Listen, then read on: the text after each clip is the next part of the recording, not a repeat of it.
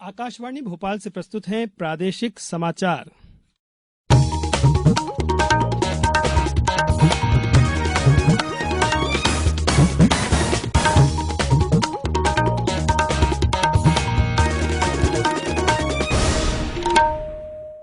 नमस्कार, समाचारों के साथ मैं नवनीत चौबे। सबसे पहले मुख्य समाचार।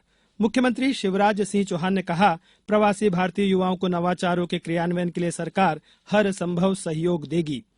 केंद्रीय मंत्री अनुराग ठाकुर ने विदेशों में बसे भारतीय युवाओं से नवाचार और निवेश की अपील और राज्यपाल ने सभी से दिव्यांगों की प्रतिभा को पहचानने और उसे दिशा देने का आह्वान किया।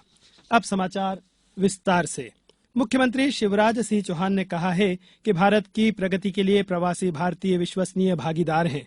प्रवासी भारतीयों ने अपनी गतिशीलता, कड़ी मेहनत और व्यवहार से पूरी दुनिया में भारत का डंका बजाया है। श्री चौहान ने आज इंदौर में युवा प्रवासी भारतीय दिवस कार्यक्रम के उद्घाटन सत्र को संबोधित करते हुए कहा कि प्रधानमंत्री नरेंद्र मोदी के नेतृत्व में भारत ने स्वच्छता, make in India, digital India, skill India के क्षेत्र में गतिविधियों से विश्व में विशेष स्थान बनाया है। मुख्यमंत्री श्री चौहान ने प्रवासी भारतीय युवाओं को अपने नवाचारों के क्रियान्वयन के लिए मध्य प्रदेश आमंत्रित करते हुए कहा कि सरकार आपको हर संभव सहयोग करेगी। विदेश मंत्री डॉक्टर एस जयशंकर ने सम्मेलन को संबोधित करते हुए कहा, विश्व में सर्वाधिक प्रवासी भारत के हैं। कोविड के कठिन काल में भारत ने वैक्सीन मैत्री और वंदे भारत मिशन से दुनिया में सद्भावना का विस्तार किया है। उन्होंने विदेश मंत्रालय द्वारा प्रवासी भारतीयों को दी जा रही सुविधाओं और उनसे संबंधित कार्यों की प्रक्रियाओं के सरलीकरण के लिए किए जा रहे प्रयासों की जानकारी भी दी। प्रधानमंत्री नरेंद्र मोदी कल इंदौर में 17वें प्रवासी भारतीय सम्मेलन का औपचारिक उद्घाटन करेंगे। इससे पहले उन्होंने आज एक ट्वीट संदेश में कहा है कि वह इंदौर में होने वाले प्रवासी भारतीय दिवस समारोह में शामिल होने के लिए उत्सुक हैं। श्री मोदी ने कहा कि यह सम्मेलन विश्व में अपनी विशिष्ट पहचान बनाने वाले प्रवासी भारतीय समुदाय के साथ संबंधों को मजबूत करने का महत्वपूर्ण अवसर है। युवा प्रवासी भारतीय दिवस कार्यक्रम को संबोधित करते हुए सूचना प्रसारण, खेल और युवा मामलों के मंत्री अनुराग सिंह ठाकुर ने विदेशों में बसे भारतीय युवाओं से भारत में नवाचार और निवेश की अपील की है। उन्होंने कहा कि भारत में निवेश की प्रचुर संभावनाएं हैं। भारत में अंतरिक्ष और ड्रोन जैसे क्षेत्रों में निवेश के अवसर उपलब्ध है। श्री ठाकुर ने कहा कि कोरोना संकट के समय भी भारत दूसरे देशों पर आश्रित नहीं था। उन्होंने कहा कि आपदा के दौर में भी भारत ने 200 करोड़ से अधिक कोविड रोधी डोज लगाए और 100 से अधिक देशों को वैक्सीन उपलब्ध कराई। उन्होंने कहा कि विश्व समुदाय जिस स्थिति की कल्पना भी नहीं कर सकता था, भारत ने वह कर दिखाया है। श्री ठाकुर ने कहा कि भारत ने 200 वर्षों के इतिहास को पीछे छोड़ते हुए अर्थव्यवस्था के क्षेत्र में विकास के नए कीर्तिमान स्थापित किए हैं। ऑस्ट्रेलिया की सांसद सुश्री जेनेटा मेस्केरहान्स तथा युवा कार्यक्रम और खेल राज्य मंत्री निशित प्रामाणिक ने भी कार्यक्रम को संबोधित किया। पेश है एक रिपोर्ट।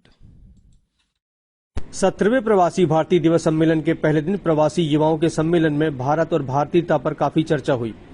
केंद्रीय मंत्री एस जयशंकर और अनुराग ठाकुर ने प्रधानमंत्री को उद्धृत करते हुए कहा कि भारत में हम पासपोर्ट के रंग को नहीं बल्कि भारतीयता और देशभक्ति को प्राथमिकता देते हैं। पहले दिन के उद्घाटन सत्र से लेकर अन्य सत्रों तक में मेजबान शहर इंदौर की साफ सफाई और खाने के स्वादिष्ट स्वाद की भी खूब चर्चा रही।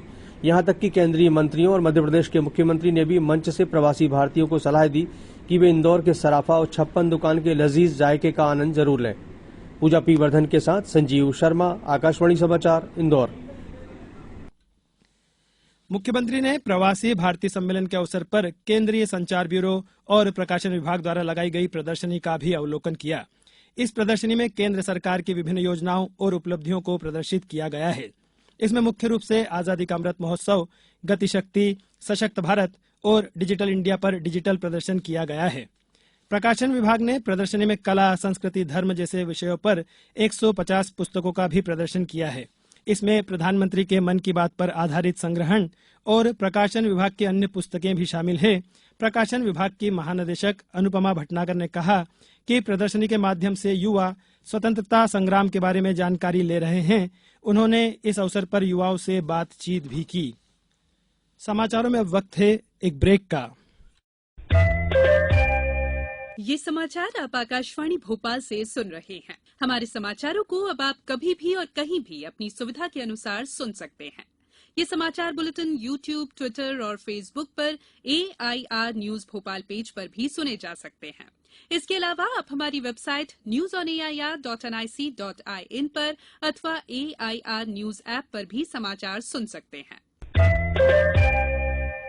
ब्रेक के बाद समाचारों में एक बार फिर आपका स्वागत है। राज्यपाल मंगूभाई पटेल ने कहा है कि समाज, परिवार और हम सबकी जिम्मेदारी है कि दिव्यांगों की कमजोरियों को नहीं, उनकी प्रतिभा को पहचाने, उसे निखारने और उनकी ऊर्जा को नई दिशा देने में सहयोग करें। राज्यपाल ने आज भोपाल में एक स्वयंसेवी संस्था द्वारा आयोजित 17वीं ब्लाइंड चैलेंज कार रैली को संबोधित करते हुए कहा कि रफ्तार से नहीं बल्कि नियंत्रित गति और सही रास्ते पर चलकर ही मंजिल पर पहुंचा जा सकता है।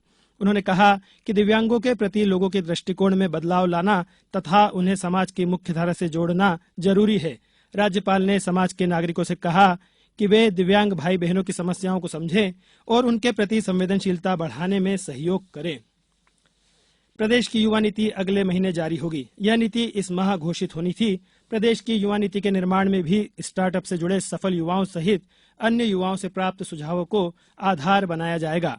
मुख्यमंत्री शिवराज सिंह चौहान ने कहा है कि नीति को अंतिम रूप देने के पहले महत्वपूर्ण सुझावों को शामिल किया जाएगा। उन्होंने कल युवा उद्यमियों से मुलाकात में जानकारी देते हुए कहा कि स्टार्टअप से जुड़े प्रदेश के युवाओं की प्रतिभा का प्रदेश हित में उपयोग किया जाएगा। ये सफल उद्यमी अपनी तरह अन्य युवाओं को स्वयं के उद्योग व्यवसाय प्रारंभ करने के लिए तैयार करेंगे। मुख्यमंत्री ने कहा कि प्रवासी भारतीय दिवस और ग्लोबल इन्वेस्टर समिट के प्रति युवा भी उत्साहित हैं। दुर्लभ जीव जंतुओं के शोध पर केंद्रित 2 दिनी कार्यशाला 20-21 जनवरी को भोपाल में आयोजित की जाएगी। वन्य प्राणियों में बाघ, तेंदुए, चीतल और मोर जैसे वन्य जीवों पर कई शोध और आयोजन हुए हैं, किंतु जलीय क्षेत्रों में पाए जाने वाले अत्यंत दुर्लभ जीव जंतुओं पर शोध और प्रजातियों पर चर्चा और जागरूकता बढ़ाने के लिए पहली बार इस तरह की कार्यशाला आयोजित की जा रही है। अब कुछ समाचार संक्षेप में। गुना कलेक्टर ने खनिज गिट्टी के अवैध परिवहन पर डंपर के मालिक के विरुद्ध 2,29,000 से अधिक का अर्थदंड लगाया। राजगढ़ में प्रधान जिला न्यायाधीश एवं अध्यक्ष रत्नेश चंद्र सिंह बिसेन के मार्गदर्शन में विधिक साक्षरता एवं जागरूकता सेवा शिविर का आयोजन किया गया। सागर जिले के बंडा में तेज रफ्तार 2 मोटरसाइकिलों के टकराने से 3 लोगों की मृत्यु हो गई और 1 युवक घायल हो गया। बड़वानी जिले की 7 नगर निकायों के निर्वाचन के लिए नियुक्त पीठासीन अधिकारियों एवं मतदान अधिकारियों को आज प्रशिक्षण दिया गया। खजुराहो में पिछले 1 सप्ताह से लगातार पत्रकारों के निर्देशन में साफ सफाई अभियान चलाया जा रहा है, जिसमें तालाबों और फुटपाथों की सफाई की जा रही है। नर्मदापुरम में जीआरपी के स्थापना दिवस के तहत नर्मदापुरम जिले के इटारसी रेलवे स्टेशन में 7 दिनों तक रेल यात्री सुरक्षा सप्ताह मनाया गया।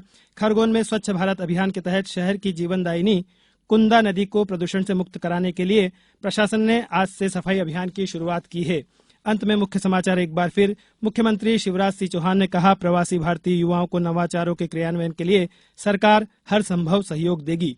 केंद्रीय मंत्री अनुराग ठाकुर ने विदेशों में फंसे भारतीय युवाओं से नवाचार और निवेश की अपील की और राज्यपाल ने सभी से दिव्यांगों की प्रतिभा को पहचानने और उसे दिशा देने का आह्वान किया।